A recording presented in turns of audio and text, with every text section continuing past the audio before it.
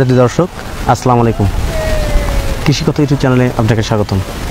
এই মুহূর্তে আমি দাঁড়িয়ে আছি একটা হাঁসের খামারে। পিছনে অবশ্যই হাঁসের খামারটি দেখছেন, যেখানে হাঁসগুলো আবদ্ধ অবস্থায় রাখা আছে এবং আমার সামনে সেই খামারি মালিক দাঁড়িয়ে আছেন। আমি তার কাছ থেকে জানবো যে তিনি হাঁস পালন করে কতটা লাভবান হতে পারছেন এবং এই বাচ্চাগুলো কোথা থেকে সংগ্রহ করছেন এবং এখানে কী জাতের বাচ্চা সংগ্রহ করছেন, কত টাকার দাম ধরে সংগ্রহ করছেন, এই হাঁস বিষয়ে বিভিন্ন তথ্য তার কাছ থেকে নিব এবং আপনাদের মাঝে উপস্থাপনার চেষ্টা করব। পুরো অনুষ্ঠান জুড়ে থাকবো আমি হোসেন মোহাম্মদের সাথে। এখনও যারা আমার চ্যানেলটি সাবস্ক্রাইব করেননি, দয়া করে চ্যানেলটি সাবস্ক্রাইব করুন এবং পাশে থাকা বেল বাটনটি বাজিয়ে রাখুন। চলুন আর কথা না বাড়িয়ে শুরু করি আজকের প্রতিবেদন।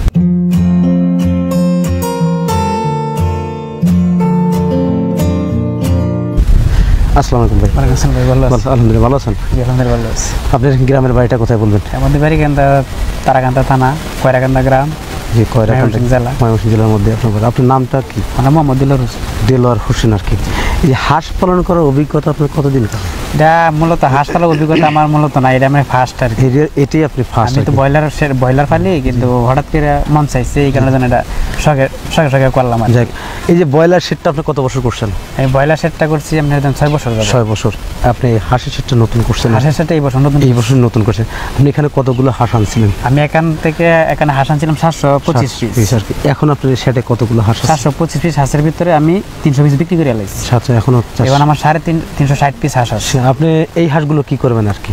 এই হাঁসগুলো এখন আপাতত রাখার চিন্তা ভাবনা করতেছি, ডিমের জন্য করার চিন্তা। হ্যাঁ, ডিম দেওয়ার জন্য চিন্তা ভাবনা করতেছি। আপনি কয়দিনকার বাচ্চা সংগ্রহ করছিলেন? আমি একদিনের বাচ্চা সংগ্রহ করছি। হাঁস পালন করার কি আপনার পূর্বে কোনো অভিজ্ঞতা ছিল? না, কোনো অভিজ্ঞতা ছিল না, প্রশিক্ষণ নেওয়া ছিল না।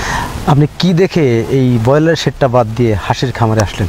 এটা বাদ দিয়েছি, আপনি ব্রয়লার একটু ব্যবসা একটু লস গেছিল, এই জন্য ওইটা বাদ দিয়ে ওইটা করছি। কিন্তু ব্রয়লার এখনো আছে আমার শেড দুইটা, একটার মধ্যে ব্রয়লার আছে, এখনো দেয় হাঁস করছি। হাঁস পালন করে কি মনে হয় যে ব্রয়লার শেড থেকে অনেক বেশি লাভ করা যায় কিনা সমপরিমাণ? হাঁস পালন করলে আমি যতটুকু বুঝতেছি, নতুন মানুষ তো, আমি তাকে কোনো করি নাই, আমি বুঝতেছি, মনে করেন যে যদি ডিম পালানো যায় আর কি, লাভবানটা বেশি। ব্রয়লার শেড অনেক লাভ, হয়তো একটু সময় লাগে, কিন্তু লাভবানটা বেশি। কিন্তু এই হাঁসগুলার জাতটা একটু ভালো দেখে নিতে হবে।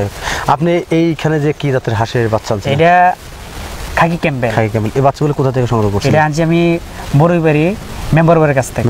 মেম্বার ভাই বলতে মেম্বার ওনার তো একটা নাম, ভাই হ্যাসারি মেম্বার ভাই, সবাই আর কি মেম্বার ভাই কইলে সবাই চিনে আর কি। মানে আমার জানার মতে মনে হয় গিয়াসউদ্দিন মেম্বার, কিন্তু আমরা সবাই মূলত মেম্বার বলে সবাই জন চিনে আর কি। মানে বড়ইবাড়িতে গিয়ে বললেই ওনাকে চিনবে, সকল শ্রেণীর লোকে চিনবে আর কি। আপনি ব্রয়লারের শেডটা এখনো আছে? এটা করছেন আপনি। এই যে এখানে এখন তো 300 প্লাস হাঁস আছে আপনার, এই হাঁস কি ডিম শুরু হয়েছে? এটা আমার আবদ্ধ অবস্থা খাওয়ায় ডিম কিছু কমে গেছিল, আমি তাকে মাঠে খাওয়াইতাম, ডিম আর ফুল প্রোডাকশন চলে আসছে। কি পরিমাণ ডিম আসছিল আপনার? তারপর মধ্যে 360 পিস হাঁসের ভিতরে 330 পিস ডিম আসছে। 330 পিস। তখন মনে করছি মূলত আমার যখন প্রোডাকশনটা শুরু হয়েছে, তখন এই যে একটা সমস্যা হয়ে গেছে, জমি টমি লাগাই আমার হাঁসটা আমার এই নেটের ভিতরে আটকা থাকার পরে আমার মনে হয় যে 330 পিস ডিমের 200 পিস নামিয়ে আসছিল। এখন আবার মনে করেন যে এই হাঁসটা আমার 17-18 দিন ধরে আটকা, এখন আবার মূলত 3 দিন ধরে ডিমটা আবার উঠছে। আমার এখন 360 পিসের ভিতরে 260 পিসের মতো ডিম আসছে আর কি। মানে এখন রানিং বাড়তেছে। এই যে হাঁস পালন করার সময় আপনি গিয়াসউদ্দিন মেম্বার কাছ থেকে যখন বাচ্চা চাইলেন, তারা আপনাকে কি ধরনের পরামর্শ দিয়েছে? পরামর্শ, আমার যদি কোনো সমস্যা হয় তো বাইরে ফোন দেই, ভাই আমার এই সমস্যা, আমার যদি হাঁস বেচা লাগে, ভাই আমার হাঁস বেচা লাগবো, আমরা ব্যবস্থা করে দেন, সম্পূর্ণ সাপোর্ট দিতেছে।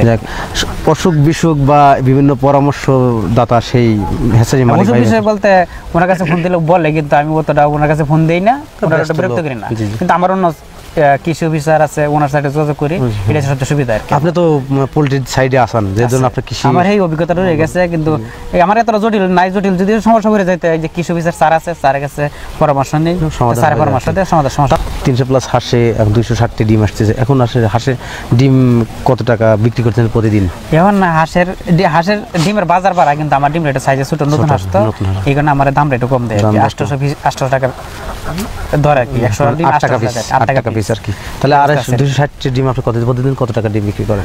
এই ধরনের এখন 800 টাকা হিসাব করলে আমার 2000 টাকা ডিম আসে, আবার 2000 টাকা তার পিসের খাবার লাগে। মানে যাক ইনকাম হচ্ছে, সব খরচ হচ্ছে। আপনার লাভটা কখন হবে আপনার আশা? লাভটা মনে হয় যে যখন আমি মাঠে চড়াইতে পারবো, তখন মনে হয় যে টাকাটা কি লাভ হবে। বুঝতে পারছি আর কি।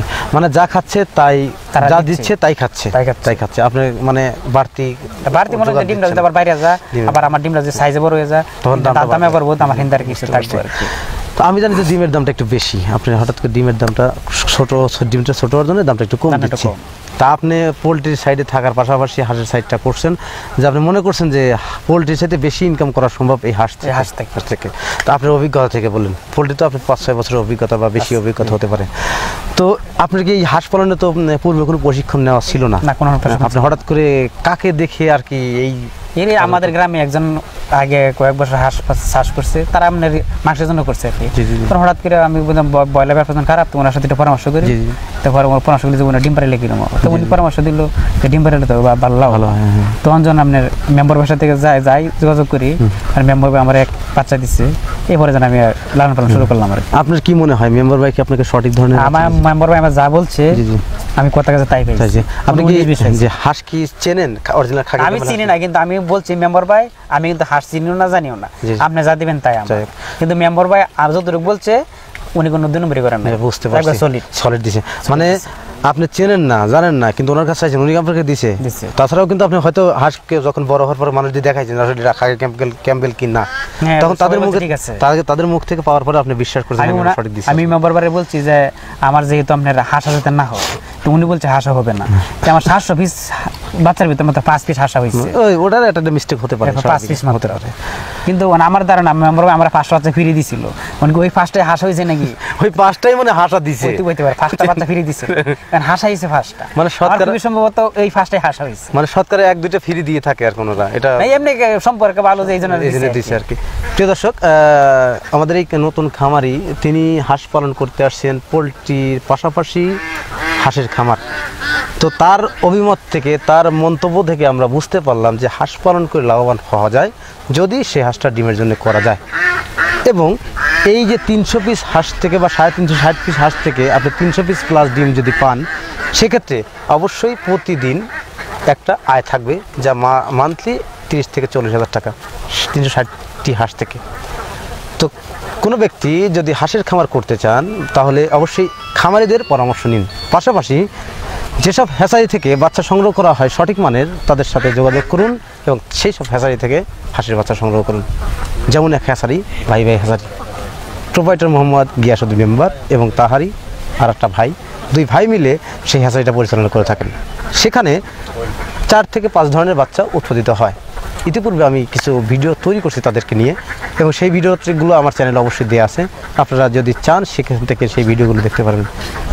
ওনার হাঁস দেওয়ার কথা এবং কাজের সাথে দুটোর সাথেই একটা গভীর সম্পর্ক আছে, যা থেকে অতি যত্নসহায় খামারের কাছে সেই বাচ্চাগুলো পৌঁছা দিয়ে থাকেন, এবং খামারিগুলোও সেই বাচ্চাগুলো নিয়ে অনেক আনন্দের সাথে খামার পরিচালনা করেন, কারণ দেখছি তার কাছে বাচ্চা নেওয়ার পরে কোনো ব্যক্তি নিরাশ হননি। তাই যাদের বাচ্চার প্রয়োজন ময়মনসিংহ জেলা তারাকান্দা উপজেলা বড়ইবাড়ি গ্রামে এসে গিয়াসউদ্দিন মেম্বারের কাছ থেকে বাচ্চা সংগ্রহ করুন। এটা হচ্ছে আমার কথা না, এটা হচ্ছে সেই খামারির কথা, যিনি প্রথম এই হাঁসগুলো সেখান থেকে ক্রয় করছেন, এবং কথা কাজের সাথে মিল কিন্তু আছেন। তাই যাদের বাচ্চা প্রয়োজন তার সাথে যোগাযোগ করে সরাসরি বাচ্চাগুলো সংগ্রহ করুন। তো প্রিয় দর্শক, আর কথা বলতে যাচ্ছি না, আজকের প্রতিবেদন এখানেই সমাপ্ত করছি। ভালো থাকেন, সুস্থ থাকেন, আল্লাহ হাফেজ। ধন্যবাদ ভাই। আপনার ধন্যবাদ।